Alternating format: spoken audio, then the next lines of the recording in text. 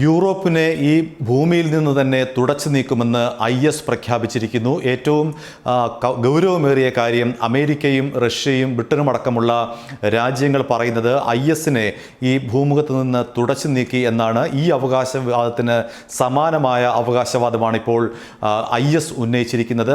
Syria കേന്ദ്രീകരിച്ച് അവശേഷിക്കുന്ന IS ഭീകരരെയും ഉന്മൂലനം ചെയ്തതായി അമേരിക്കയും ഒപ്പം തന്നെ സിറിയയിലെ സഖ്യസേനയും പ്രഖ്യാപിച്ചിരുന്നു. എന്നാൽ ഇപ്പോൾ IS പറയുന്നത് തങ്ങൾക്ക് ലോകമാകെ നെറ്റ്വർക്ക് ഉണ്ടെന്നും അതുപയോഗിച്ചുകൊണ്ട് യൂറോപ്പിനെ തകർക്കുമെന്നുമാണ്.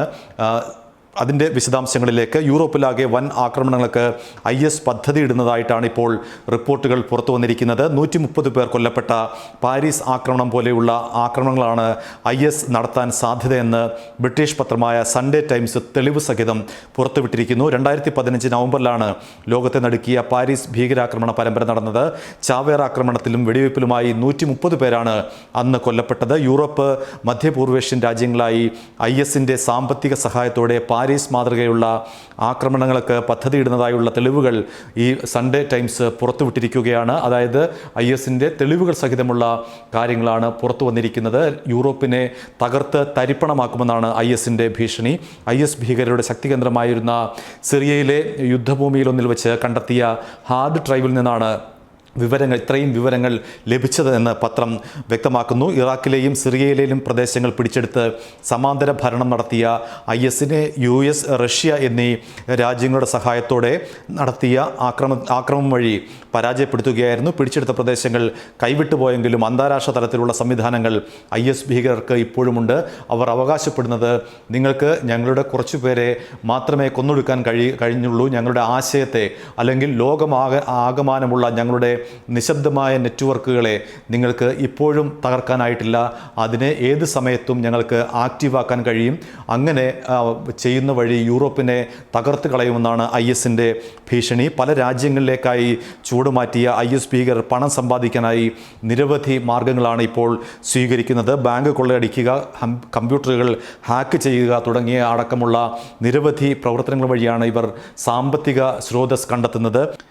റഷ്യ, ജർമ്മനി എന്നിവിടങ്ങളിലായി ISന് 3 സംഘങ്ങളുണ്ടെന്നും സിറിയയിൽ മറ്റൊരു സംഘവും പ്രവർത്തിക്കുന്നുണ്ടെന്നുമുള്ള വിവരങ്ങൾ പുറത്തുവന്ന റിപ്പോർട്ടിലുണ്ട്. പത്രം ഇത്തരത്തിലാണ് പുറത്തുവിട്ടിരിക്കുന്ന റിപ്പോർട്ടുകൾ. നഷ്ടപ്പെട്ട ഖിലാഫത്തിനായി പണം കണ്ടെത്തുക ഇവരുടെ ചുമതലയാണെന്ന് സ്വയം ഖലീഫയായി പ്രഖ്യാപിച്ച അബൂബക്കർ അൽ ബാഗ്ദാദിക്ക് എന്ന രീതിയിൽ എഴുതിയ കത്തിൽ പറയുന്നുണ്ട്. വാഹനം ഇടിച്ചു കയറ്റുള്ള ആക്രമണങ്ങൾക്ക് യൂറോപ്പിൽ സാധ്യതയുണ്ടെന്നും ഈ റിപ്പോർട്ടിൽ പറയുന്നു. പക്ഷേ ഏത് തരത്തിലുള്ള ആക്രമണമാണ്? വാഹനം ഇടിച്ചു കയറ്റിയാണ് സാധാരണ ഇത്തരത്തിൽ ISും അതേപോലെ ഇസ്ലാമിക് ഭീകരരും ആക്രമണം നടത്തുന്നത്. എന്നാൽ ഈ റിപ്പോർട്ടിൽ വാഹനം ഇടിച്ചു കയറ്റിയുള്ള ആക്രമണം എന്ന് മാത്രം ചെറുതായി പരാമർശിച്ചു പോകുന്നത് മാത്രമേ ഉള്ളൂ. അതിലും വലിയ യൂറോപ്പിനെ ഞെട്ടിപ്പിക്കുന്ന തരത്തിലുള്ള ആക്രമണമാണ് തങ്ങളുടെ ലക്ഷ്യമെന്നാണ് IS പറയുന്നത്. അതുകൊണ്ട് തന്നെ യൂറോപ്യൻ രാജ്യങ്ങൾ ജാഗ്രതയിലാണ്. ഇത്തരമൊരു പെൻഡ്രൈവ് കിട്ടിയ സ്ഥിതിക്ക്, അതിൽ നിന്നിലെ വിവരങ്ങൾ പുറത്തു വന്ന സ്ഥിതിക്ക് യൂറോപ്യൻ രാജ്യങ്ങളാകെ ഒരുപക്ഷെ ഇനി സുരക്ഷ കർശനമാക്കിയേക്കാം. IS ഭീകരർ പറയുന്നത് ഒരു കാലത്തും ഞങ്ങളുടെ ആശയത്തെ ഈ ഭൂമിയിൽ നിന്ന് ഇല്ലാതാക്കാനാവില്ല, മനുഷ്യകുലം ഉള്ളിടത്തോളം കാലം തങ്ങൾ ഉണ്ടാകുമെന്നും തങ്ങളുടെ ആത്യന്തികമായി ലോകം ഇസ്ലാമിൻ്റെ പാതയിലേക്ക് നീങ്ങുമെന്നും അല്ലെങ്കിൽ ഇസ്ലാമികവൽക്കരിക്കുമെന്നും ആണ് ഇവരുടെ അവകാശവാദം. അത്തരത്തിലുള്ള നിരവധി റിപ്പോർട്ടുകളും സൺഡേ ടൈംസിൻ്റെ ഈ റിപ്പോർട്ടുകളിൽ അല്ലെങ്കിൽ അത്തരം നിരവധി വിവാദ പരാമർശങ്ങളും ഈ റിപ്പോർട്ടിൽ സൺഡേ ടൈംസ് പുറത്തുവിടുന്നുണ്ട്.